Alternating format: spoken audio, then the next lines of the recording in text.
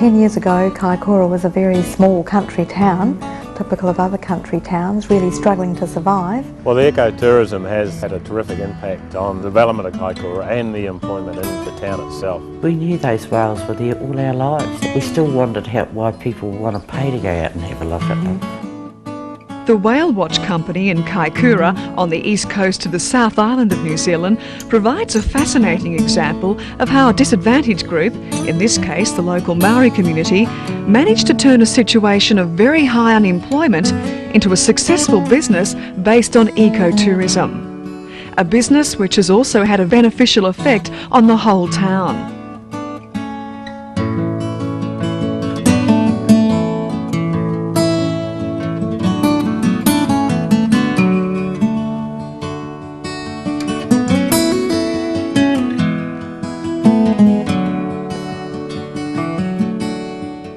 It was a very quiet place, typical rural New Zealand. It had a population of about 3,000, just over 3,000 people. The main industries were fishing, farming. It was a quiet town. It wasn't known as a tourist attraction. The most famous thing it was known for was crayfish. And the actual Māori name, Kaikoura, means food of crayfish. The economic downturn of the late 80s, and in particular the closing of the local railway depot, resulted in high unemployment in Kaikoura, especially for the Maori population. The unemployment rate for those that were available to work was over 90%. So we had lots and lots of talks about this.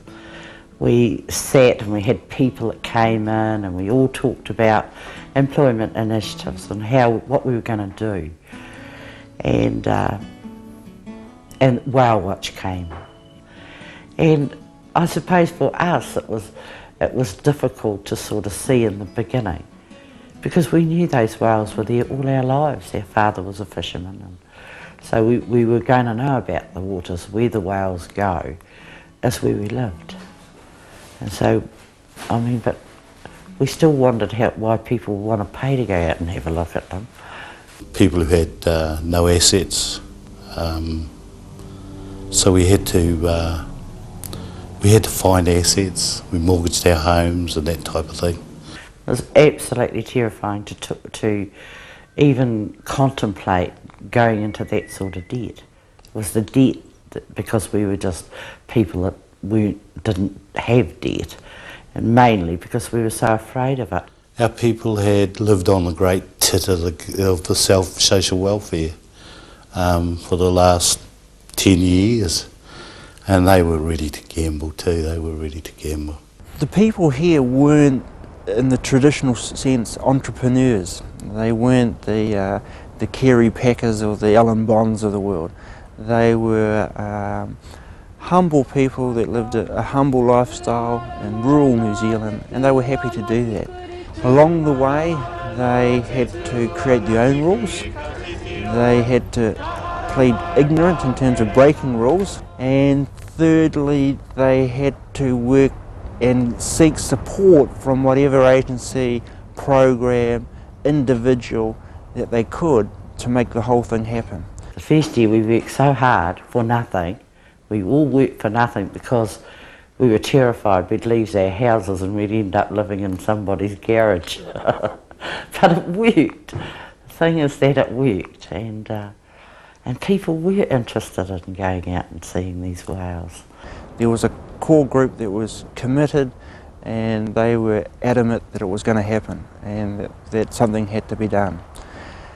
Their enthusiasm, their commitment, and the early successes began a snowballing effect, and nothing creates success like success. The payoff is jobs.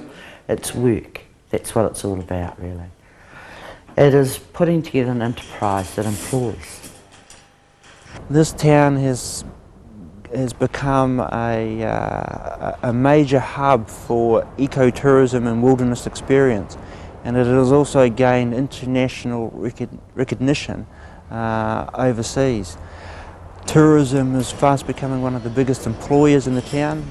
Whale Watch as a company in the middle of the summer season employs up to 40 people.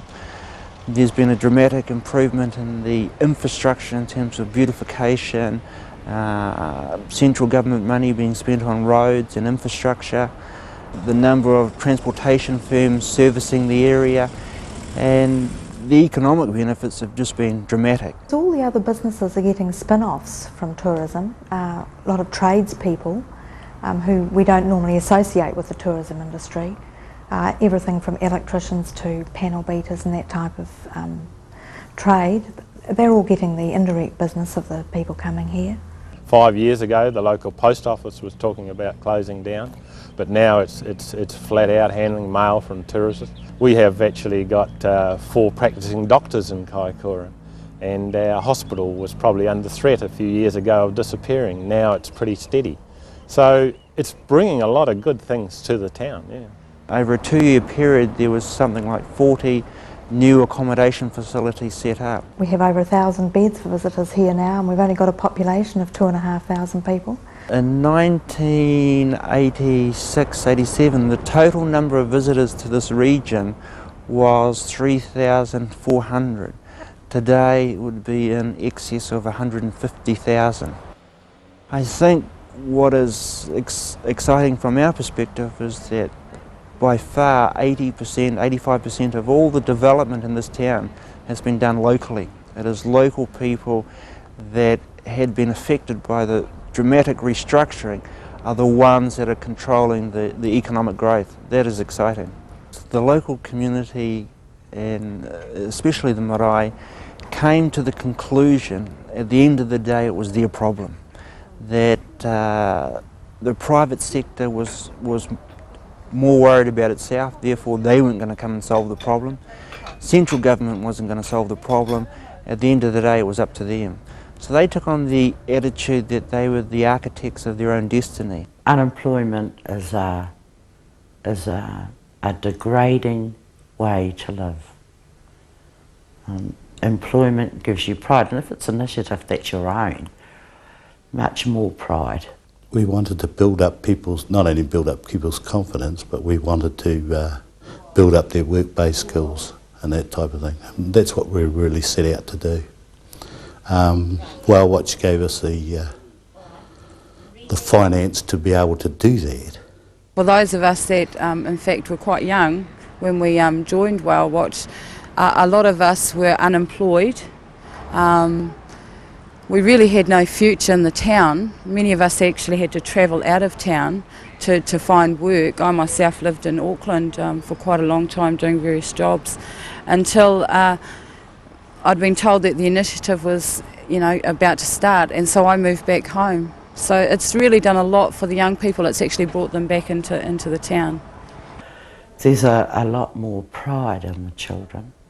I'd say particularly at the primary school level. They work harder at school.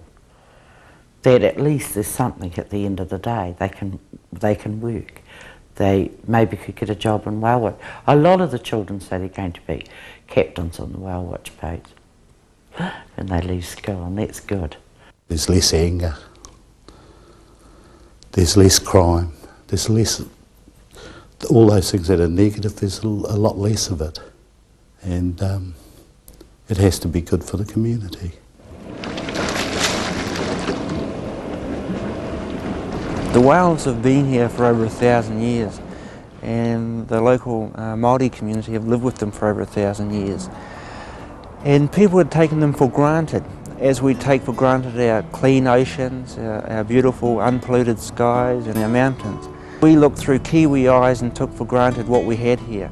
When we took a step back and put on glasses from a wider perspective, we've seen the true potential. Yes, and I think that's really important when people are looking at new business ventures.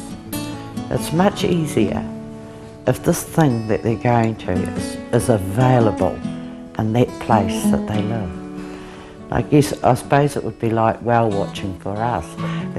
It would be something that is just so commonplace to them that isn't to other people.